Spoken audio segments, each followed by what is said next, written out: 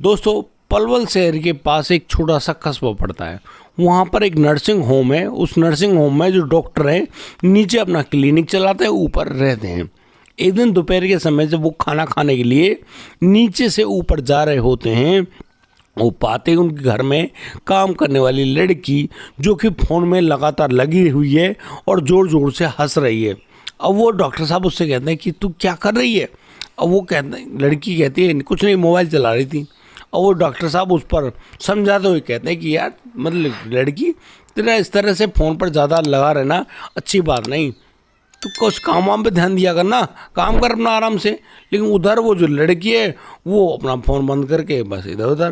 Doctor साहब खाना वाना खाते हैं, थोड़ी देर आराम करने के बाद क्लिनिक वगैरह दोबारा ज्वाइन करते हैं और अपना काम कर रहे होते हैं। रात के 9 बजे के करीब डॉक्टर साहब के पास फ़ोन आता है एक वकील साहिबा का, और कहते हैं कि भैया एक काम कर, 10 लाख रुपए लेकर आजा, तेरे ऊपर एक लड़की के साथ छेड़छाड़ करने का आरोप लगा है, पुलिस में एफआईआर होने वाली है, मैं इनके घर बैठी हूँ, ये लोग 10 लाख रुपए की मांग कर रहे हैं, तुम जो इतने पैसे इनको दे दोगे तो मामला निबट जाएगा, नहीं तो भैया 10 साल के लिए जेल में जाना होगा। अभी जैसे ही इस बात को वह डॉक्टर सुनता है उसके हाथ पैर कांप जाते हैं। मतलब किसी के भी सामने ऐसा फ़ोन आए वो क्या करेगा, बड़ा दुखी परेशान। अब पूरी रात भाई करवट बदलना, नींद किसे आए, दुखी परेशान। अब तो सुबह सुबह वह अपने भाई के पास फ़ोन करता है और जो ओमेक सिटी है वहाँ के बताए गए मकान नंबर पर वह जो डॉक्टर है वो अपने भाई को लेकर पहुँच जाता है। वहाँ जाने के बाद वह देखता है कि जो वकील साहिबा हैं वो भी वहाँ पर मौजूद है और वो लड़की मौजूद है, उसकी माँ भी मौजूद है। अब यहाँ पर डॉक्टर साहब उनसे जब बात करते हैं कि हाँ जी बोलो क्या बात थी, तो यहाँ वो वकील साहब बताती हैं कि ये जो लड़की है ना, इस लड़की के साथ आपने छेड़छाड़ करी है। अब डॉक्टर साहब बड़े हैरान, यार मतलब ये लड़की 20 साल की लड़की, इसके साथ वो छेड़छाड़ करेंगे। लेकिन वकील साहिबा ने जब कहा ना 10 लाख रुपए दे दो मामला निबट जाएगा, तब जाकर डॉक्टर के हाथ पैर कांप गए। और फिर तो वो कहता है भैया ठीक है यार, अब जो तुमने ये सब कर ही दिया तो अब वो पैसों का इंतजाम कर दे, उसको कल तक की मोहलत दो। वकील साहिबा ऐसा कहकर चली जाती हैं और उधर डॉक्टर साहब भी वापस आते हैं और फिर होता है एक नया खेल। क्या था खेल दोस्तों, इसमें आप समझेंगे कि इस हनी ट्रैप के मामले में एक वकील साहिबा, एक पुलिस जो एएसआई हैं, वो सब गिरफ्तार भी हुए और उनको रंगे हाथों पकड़ा भी गया। क्या था पूरा मामला, बताऊंगा आपको एक एक बात। नमस्कार, आदाब, सत श्री अकाल दोस्तों, स्वागत है आपका हमारे यूट्यूब चैनल किस्से क्राइम के। और दोस्तों आपसे वही प्यार भरी गुजारिश, आगे बढ़ने से पहले हमारे चैनल को सब्सक्राइब करना, नोटिफिकेशन की बेल को दबाना बिल्कुल ना भूलें। दोस्तों आज का बेहद ही हैरान करने वाला मामला सामने आया है पलवल हरियाणा से। दोस्तों पलवल के निकट एक कस्बा पड़ता है जिसका नाम बावनी खेड़ा है। यहाँ के रहने वाले जो डॉक्टर विजेंद्र हैं, जो कि एक अच्छा क्लिनिक चलाते हैं, और ये जहाँ क्लिनिक चलाते हैं वहीं पर ऊपर जो ऊपर वाला फ्लोर है वहाँ पर वो रहते भी हैं, उनके बच्चे भी रहते हैं। अब यहाँ इस क्लिनिक में बहुत सारे युवक युवतियाँ काम भी किया करते हैं। उसी प्रकार से यहाँ पर एक लड़की है जो 20 साल की काम किया करती है, जो नीचे का ऊपर का काम देखती है, पानी वानी का, खाना वगैरह बनाने का, वो सब काम किया करती है। अब वो जो लड़की है एक दिन अपने फ़ोन पर जीने पर बैठकर हंसी मजाक कर रही होती है। अब डॉक्टर साहब ऊपर जब खाना खाने जाते हैं दोपहर समय, वो देखते हैं भैया ये कहानी है। अब वो सारा मामला भैया, वो डांटने का जो मामला है वो छेड़छाड़ पे उतर आया, उसके प्रति केस करने की बात आ गई। केस क्या, अब वकील साहिबा ने तो उससे 10 लाख रुपए भी मांगे। अब इतने रुपयों की मांग को जानकर वो डॉक्टर साहब बड़े हैरान, दुखी, परेशान। वो अपने भाई के पास जाते हैं, उनसे कहते हैं भैया मैं मामले में फंस गया। अब वो लोग सूझबूझ का परिचय देते हुए, क्योंकि पढ़ा लिखा होना सिर्फ किताबों में नहीं, ईमानदारी से दिखाई देता है।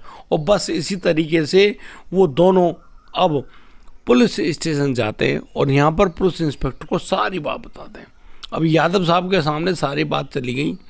यादव साहब पूछ रहे, यार जब तुमने ऐसा कुछ किया ही नहीं तो तुम्हें डरने की कोई जरूरत ही नहीं है। और डॉक्टर तो कहता है साहब डरने की तो कोई जरूरत नहीं है, लेकिन अगर मेरा नाम बाहर आ गया तो भैया बदनामी होगी बहुत बड़ी।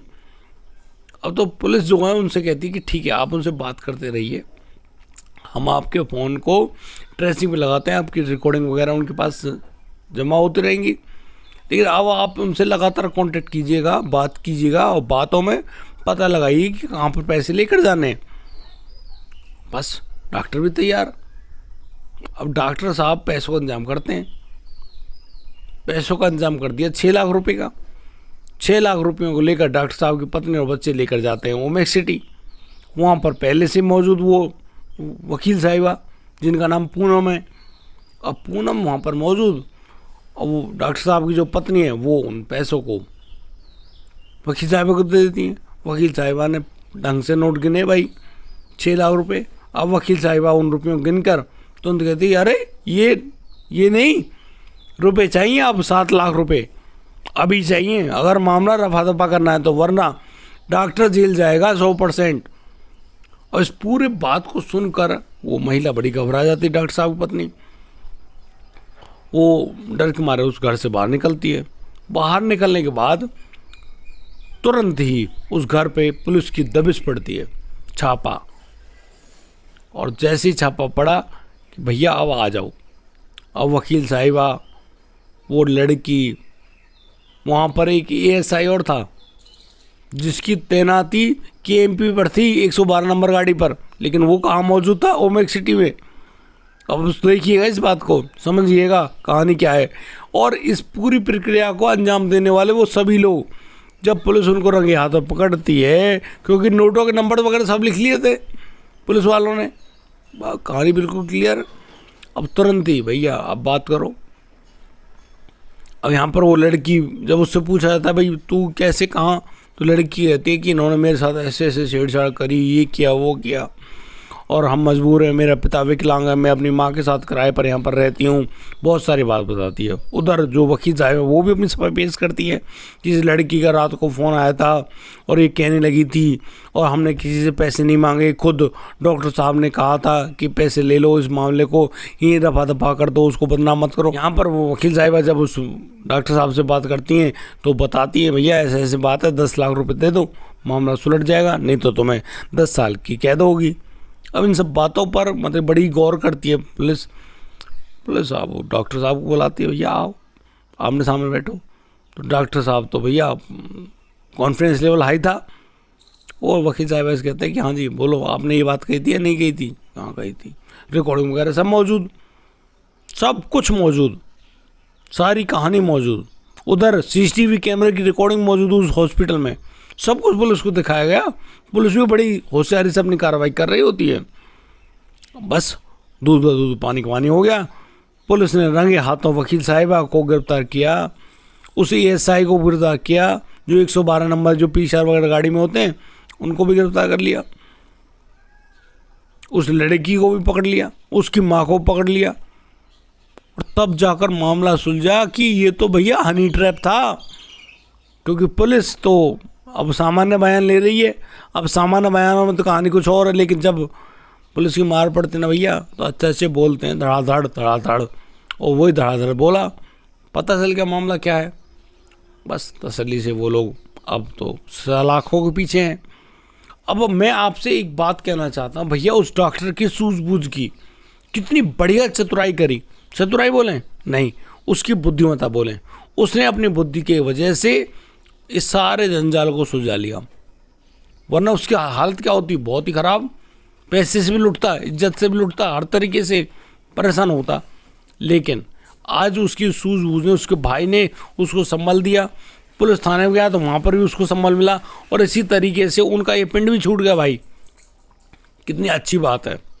कभी भी हनी ट्रैप में कोई मामला किसी के साथ भी हो सकता है, और यदि ऐसे कोई हालात होते हैं तो थोड़ा सा संभलिए, अपने आप को संभालिए, पुलिस के पास जाइए, वो आपकी सुरक्षा करने के लिए बैठे हैं, उनसे बात कीजिए और फिर आप फटाक से निपटारा भी पा लीजिए, क्योंकि ये बेहद ज़रूरी है। वरना आप इज्जत से भी लुटेंगे, पैसे से भी लुटेंगे, हर तरीके से आप खुद परेशान हो जाएंगे भैया।